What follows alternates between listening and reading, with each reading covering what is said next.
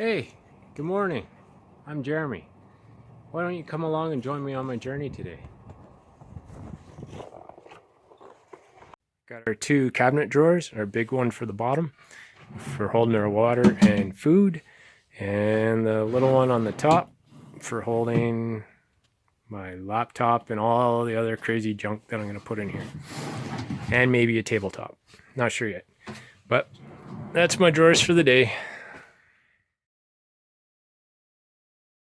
So I want to go over how to do the edge banding before I finish it all. Some tools you're going to need are your board, your edge banding. I prefer to use natural wood banding so I can stain it or finish it afterwards. There's also pre-finished and plastic ones available. I use this one all the time. This tool comes in really handy. It's a trimmer and it's got arrows on it for the direction of flow. But once you've got your edge banding put onto here, you just clamp this on, drag this across the edge, and you're good to go. Also, you're going to need a file, a fine file. I actually use one for metal. It's got a nice fine grit to it, and once you have it on, you gotta file the edges down and get rid of the glue. Also, you'll need an iron. I picked up this iron 15 years ago at Value Village for about $5. It's worked great. You want one with a stainless steel face, no Teflon coating, no nothing like that, or else the glue just collects on it and it just makes a mess. The Teflon coating ends up coming off on your wood and everything.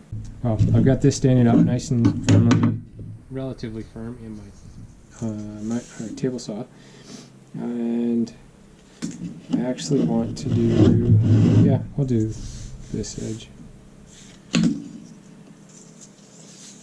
So you're going to stretch out a piece of tape about 1/2 inch long on each end, and the natural wood one breaks off very easily, so be careful with it. It is fragile. You want to line, it's going to be a little bit wider. Your board's 3/4 of an inch. This is probably 7/8 of an inch.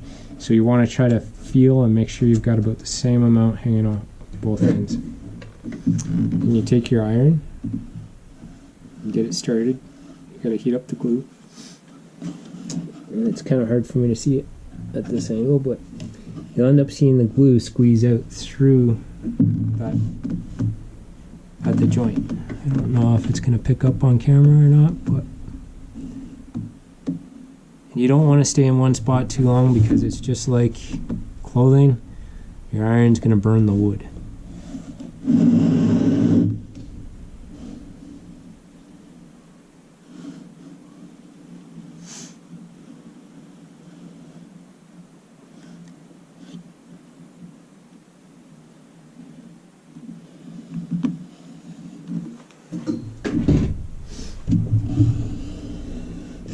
I like to use my fingers or a rubber roller. Press down the edge right after you heat it, and it should tack it right in place. And you want to inspect your edge as well. So right here, there's a bit of a gap. So I'm going to bring my iron back over and press down in this area.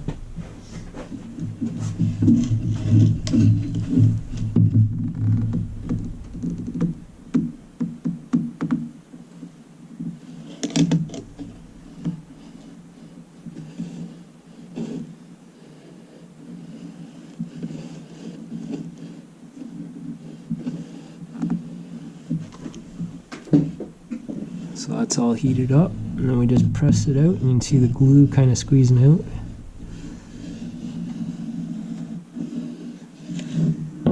So that one's fixed. I'd like to squeeze a little bit more glue out through the rest of the section as well.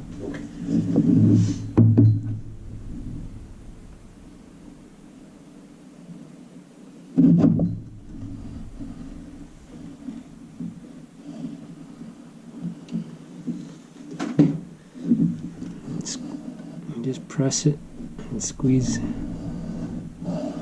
the glue out. You want to see the glue come out. That way you know the wood is bonding together.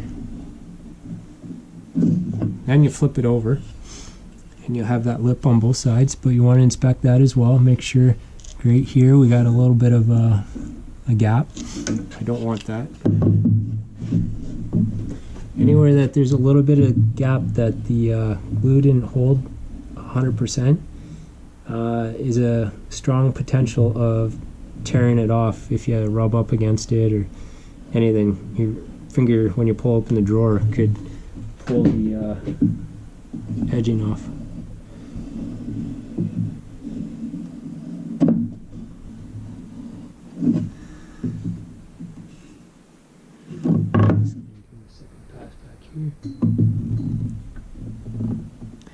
And I'm actually angling the iron a little bit to put the heat just onto this one edge, so I'm not detaching the other edge that I just went back and fixed.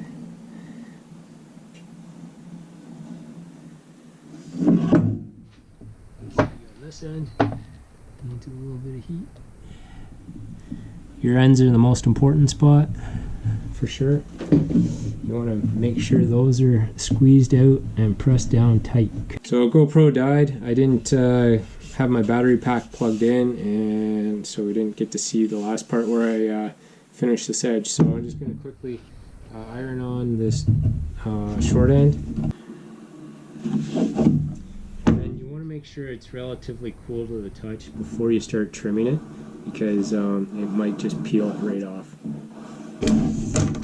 Take your scrap piece of wood, line that up, take your knife, sit the whole blade flat against the other surface, and make a couple cuts until you're all the way through. You don't need to go all the way through on your first cut. If you try, you're probably gonna mess it up. Flip it around, same thing, keep the blade flat.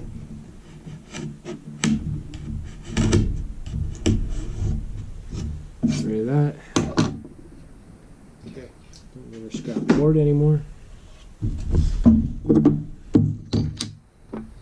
So now our little edger. So if we look, we've got a little bit of an edge here and a little bit of an edge here.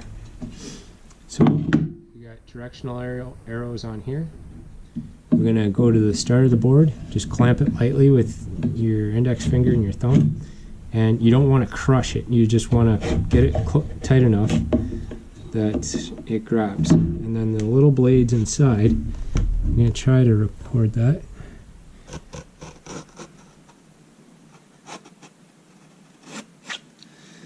Just cut it up, and it does it on both sides.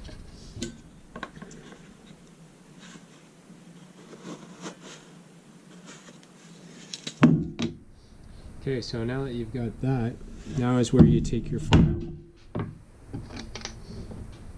And again, so this side's the crosshatch side. I don't know if that shows up. But anyway, the cut goes in both directions. You can actually see it on the end of the file. On this side, it only goes in one direction. That's the side that we want to use. When you use the crosshatch side, it leaves a lot of marks on the edging. So all you're going to do is run it. You're always pushing. You don't want to pull it back. If you pull it back, you're going to end up pulling the edge banding off that you just put on. So you're always going in. And let's see if I can get it. So you're going to have some glue roll out like that there. And that's good, but that's what you're trying to file off, and it's going to gum up your file a little bit, but that's what we got to even out.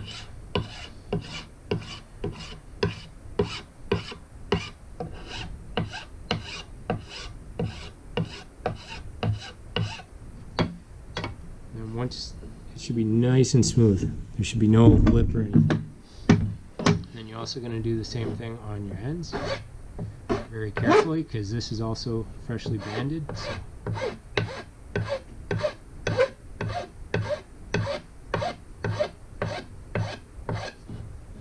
Around that corner just a touch. Then flip it over. Do the same thing.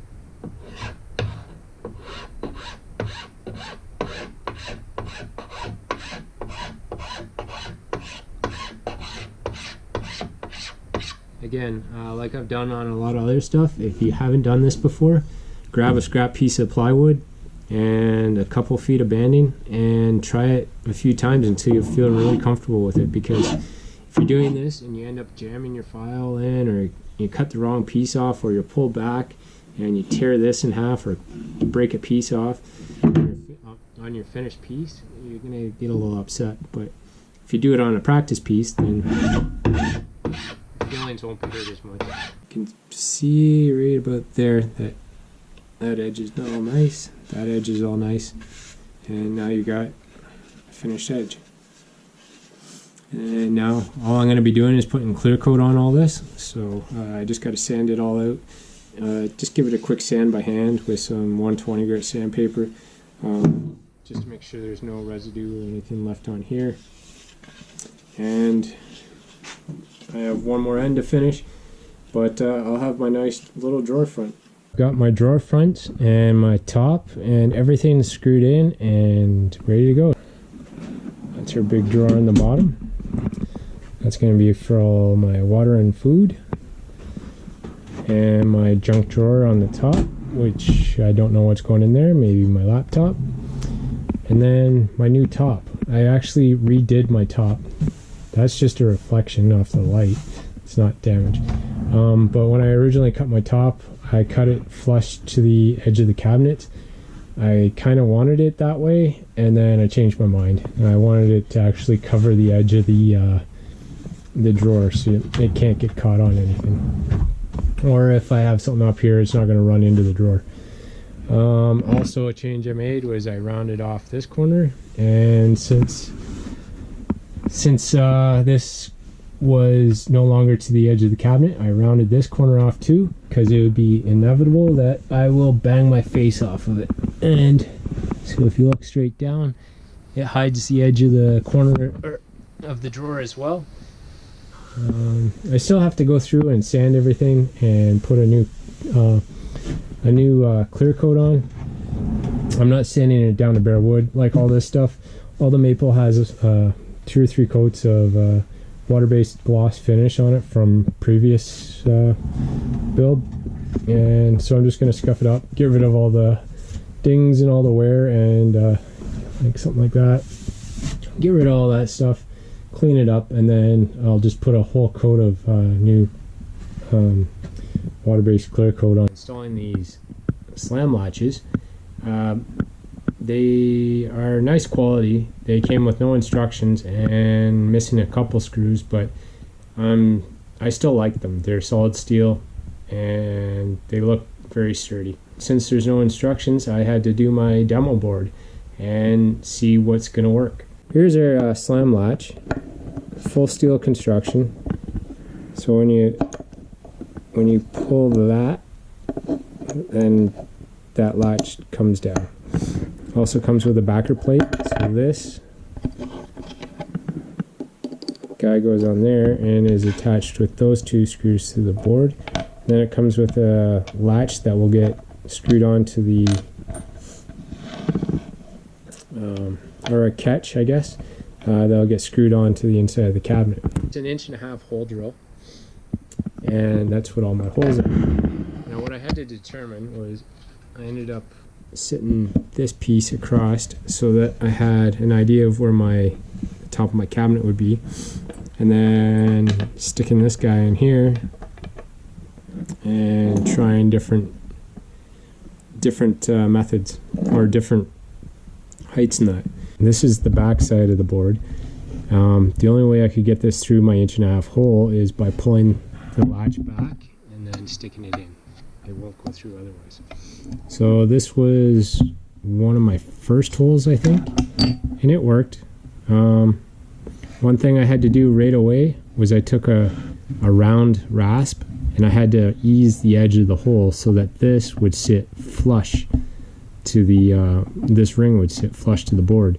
Otherwise, it was sitting on top of the board like that, and it wouldn't give enough clearance.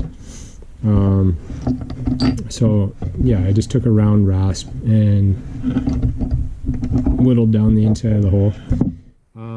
But after putting this on and trying the board and everything, it was just not, it was too far away. Then I tried 1 3/4, and because that lined it up really close, but then it was too close. And then I tried 1 3/4 again because I thought it was close. But while I was doing that, you can see I made a second ring here. I used a 1 3/4 hole saw. Before I completely cut out my 1.5 inch hole, I used an 1 3/4 hole saw to try to make a ring that I could inset this a lot easier. But that wasn't quite big enough. It allowed it to sit flush, so I didn't have to use the rasp, but I wanted to go a little bit further. So I ended up settling on a 2 inch from the, so these numbers are 2 inches from the top edge of my drawer, or from the top of where the catch is going to be, to the center line of the hole. And what I did is this time I have my 1.5 inch inside hole, and then I took a 2 inch hole saw before I cut all the way through and made one more ring around. And I went down through the veneer plus one full layer of the plywood.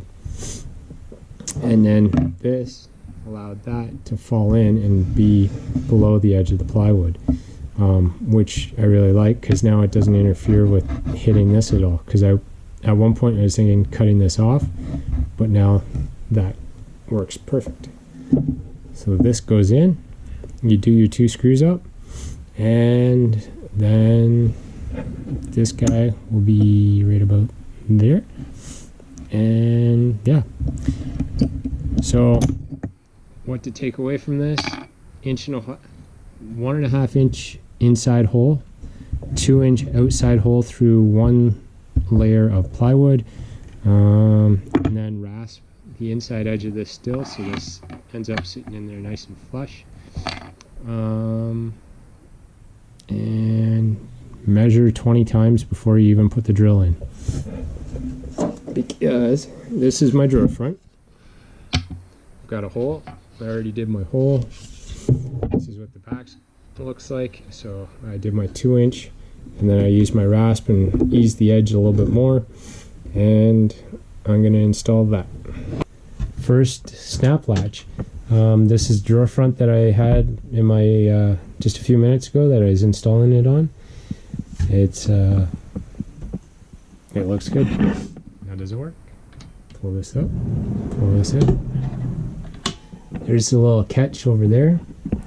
One thing I did have to do is I used my 2 inch hole saw and cut this out so that this can go down, and so that the latch can come through. I could have went smaller, but I like the 2 inch. Everything lined up perfectly. Everything's centered. Light's not helping. But yeah, so now slide it in, and there we go. Snug. Nice snug fit. No rattling, no nothing. There we go.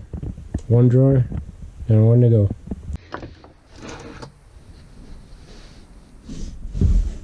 This is where you breathe in deep. There's no going back after this.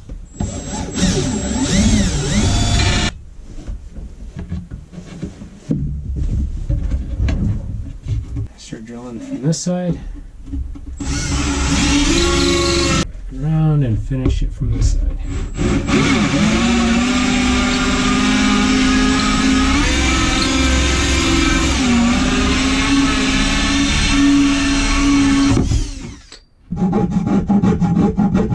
Do a test fit of the ring, make sure that's going to seat in there nice, and it does.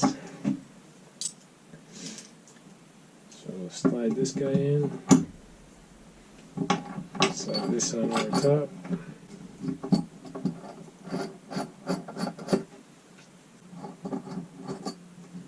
Let's try it out. There you go. We got 2 latches. We've got 2 completed drawer fronts with edge banding, and our slam locks are installed.